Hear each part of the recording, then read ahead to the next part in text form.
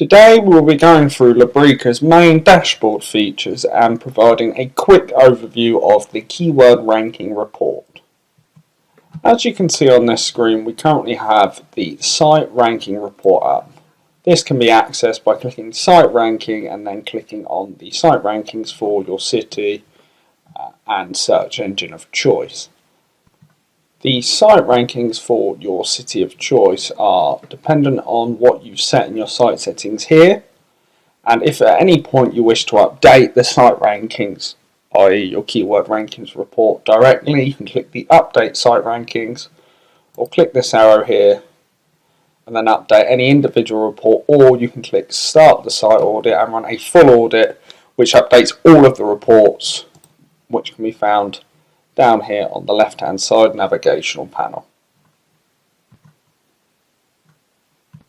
The navigational panel can be collapsed at any point by clicking this, and then all you see is a little icon, so it just gives you a little bit more real estate if maybe you're running on a smaller screen and don't have that much space to play with, but for the purposes of this video we're going to leave it open.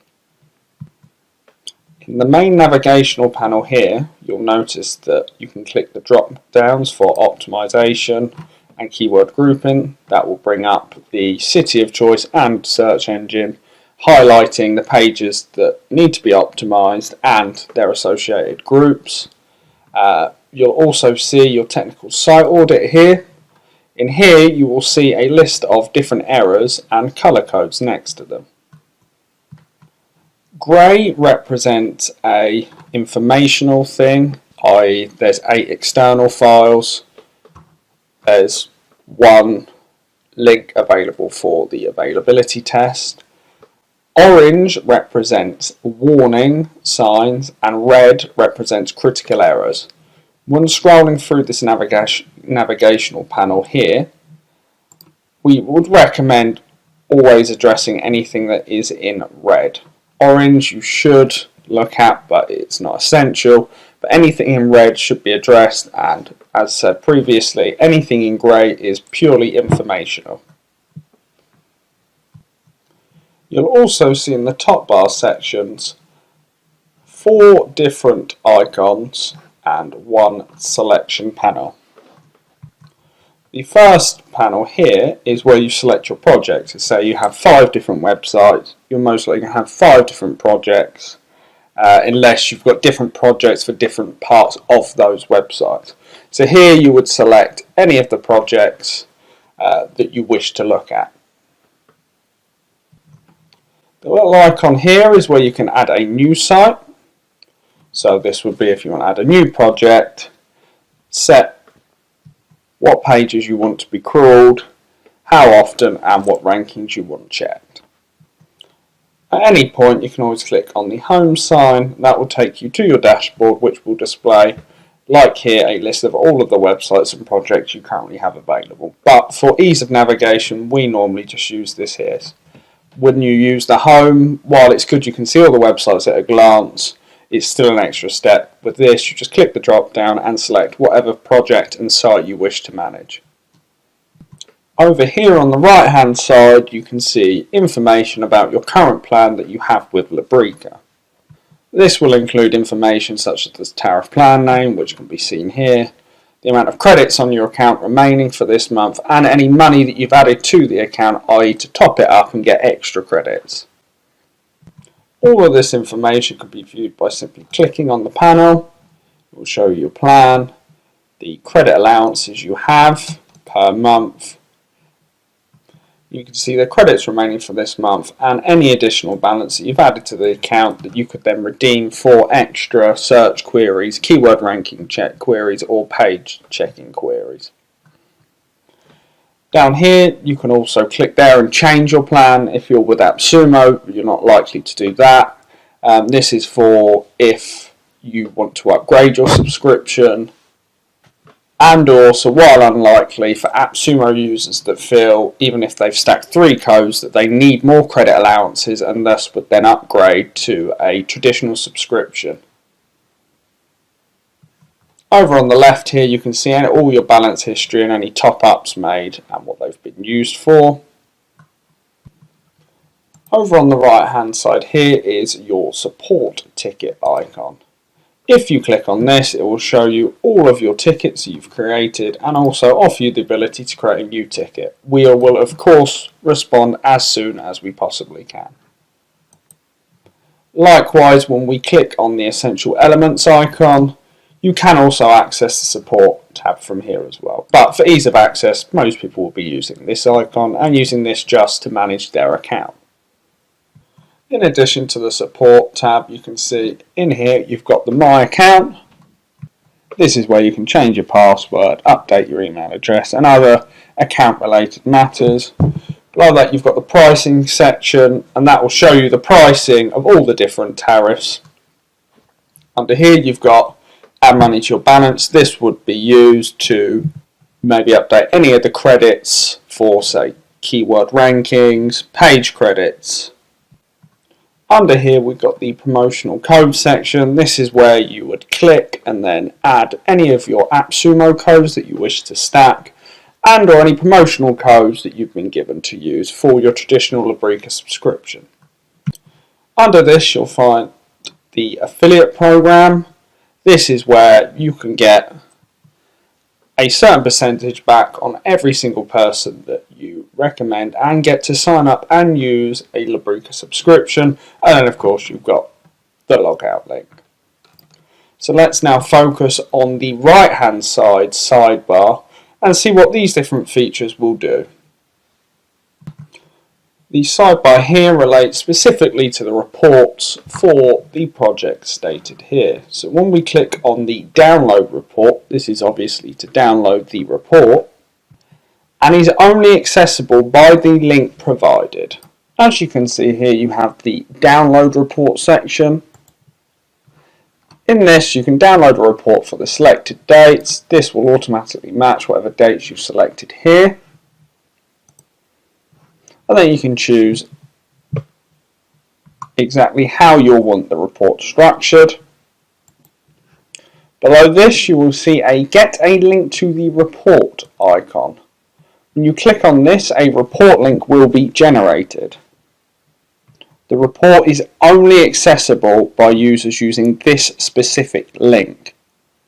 The only exception to this rule is if you're on the summary report and you click Get a Link, the summary report will then give the user access if clicking on the link to all of the different reports contained within. This report obviously cannot be used to access other reports for different sites and or run any sort of updates on the reports. It's literally a static report where you can view the site rankings for the date specified. This is a great way for you to manage all the different reports for different dates. You could set and select dates and provide a link for each individual week, and then just download that every single time and keep a track of all of your rankings and have reports to represent that.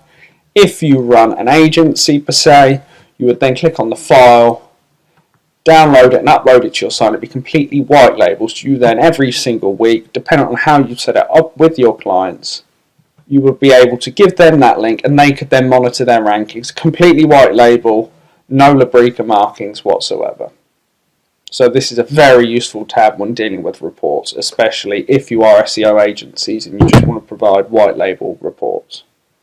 The final button that you'll find down here is the report analysis progress.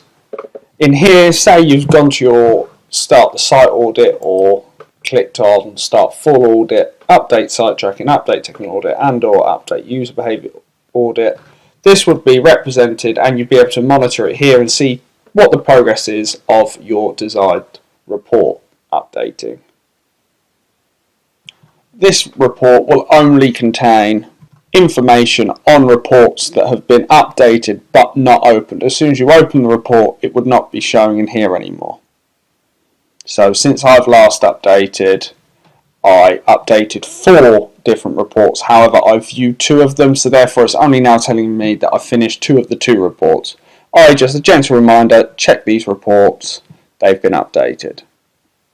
So that's the brief overview of Labrika's different dashboard features and just what clicking on them does and what they represent. We're now going to focus our attention more on the site ranking report and how to play around with the stats and get the most out of the information that you can. So the first thing that you should focus on is the default listing here of the keywords that you currently rank for. As you can see here, we've just got the default sorting order. You can click on the keywords themselves, which will then change it Z to A or background to A to Z. You can of course change the lines per page, which will then of course decrease the amount that you can of pages that are available and increase the amount that you can see on your current page. The same goes here. You can sort from ascending and descending order if you click on here directly. So then you can at a quick glance see your best ranking pages for this specific week. We're interested in the most recent week. So we would most probably set it here and see what's ranking the best. So at a glance we can see all the keywords that we're tracking and the ones that have got the highest rank. You'll also notice a filtering column next to every column. So they all provide the same filtering options. The first one is to pin the column. So say you want to directly compare the week of 11th of the 1st to the 22nd of the 9th, 2020.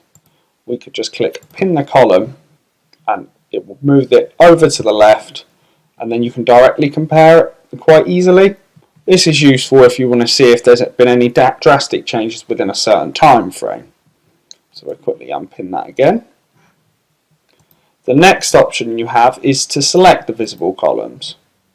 So this is currently set, the columns you can see here, by the selected dates. But say you've selected your 6 dates that represent 6 different weeks. You may wish to only see 3 of those, so we would use the visible columns filter. So we would maybe remove the first 3 weeks, or well, 3 dates that we set. Now you can see the data is a lot more manageable and easier to cross compare. We will undo this now and put them back. The next option we have available to us is filter by column. This is where we could search for specific values in specified columns. So we could look for less than 30. This would then filter the rows to show search results and their rankings for keywords that have rankings better than place 30 for this month. Let's look at the final section, which is hide columns. So instead of where you have the visible columns here and you select multiple ones at once, you might just want to quickly hide one column. As you can see, that can be done quite easily. And then at any point, if you wish to view the columns again that you've hidden, you just click on the little hamburger icon, click visible columns and select all the different columns that you wish to digest again. We also offer you the ability to add specific filters. As you can see, there are 2 ways to do it. You can do filter by column and then select the amount, or you can manually add the filter here. So of course when you use this, it will pre-select whatever column that you've selected the 3 dotted icon from and then the values, whereas if you do it here you have to specify which columns you want this filter to apply to. Then if at any point you want to remove the filter, so we want to see ranks 30 and higher now, we would then remove that filter and we can see all of the different ranking results that have lower rankings than 30 as well as those higher than 30. We've also provided with the option to manually search for certain keywords that you'd like to be found. So say if we want to see the keyword rankings for all the words that include Yellowstone. We'll click that, enter it there, and any keyword that includes Yellowstone will be represented. We'd then possibly use additional filtering and show the highest ranking keywords for the date selected. So we'd see for this date selected, the highest rank was 2 for Yellowstone, and it's the highest rank that we've achieved with this keyword in total. Of course, if you want to undo this filtering and see all of your keywords and their rankings at a glance, you just simply click X. We also offer one additional context menu that will be super helpful for working out what changes you've made to your pages and how that has corresponded with ranking changes. So of course, one of the biggest issues in SEO is doing something and making a change to your page, getting extra backlinks, editing some of the content, restructuring it, and then monitoring your ranking changes and seeing whether it is specifically to do with the changes that you've made before. Well, this page here, when you click on there, makes this a lot easier. It does the A/B split testing for you. You can clearly essentially see this is what the page was before, this was the rank that it had, this is what the page looks like now, and this is the rank it had. So it's a lot easier for you to monitor and track all of the changes you've made and how they've increased your SEO rankings. You can also see, if you click here, the snippets, i.e. the meta title and meta descriptions of the top 10 for this keyword, and the meta title and meta description of your page ranking for this keyword. So this is just good for any easy optimization wins that you go, oh, they're including that keyword in there, maybe I should change that. Then of course that will be registered as a change of page, and you'll be able to monitor that against any positional changes. From time to time you may wish to update the site rankings. As mentioned previously, you can manually click it here, but that's longer winded. You can click there and then select whether you want a full site audit, or the most easiest is simply just clicking update site rankings, and it will then do it there and then. You can also set up a reporting schedule of when you would like it to be updated, but where this can eat through your credits a lot quicker. But it is of course a lot better if you want to automate things and say every single week that you would like the rankings checked on XYZ pages. We also offer you the ability to edit how the charts are displayed in this panel here. So if we click this menu here, we can choose to hide charts.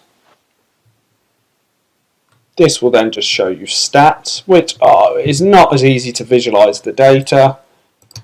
We'd keep show the charts on, and show a total chart of all of your positions in the top 5, in the top 10, and over the specific different months.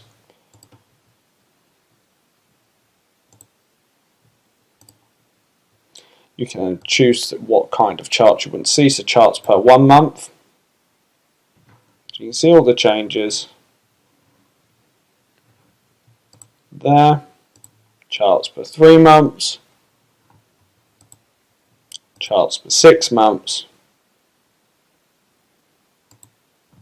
and charts per 12 months.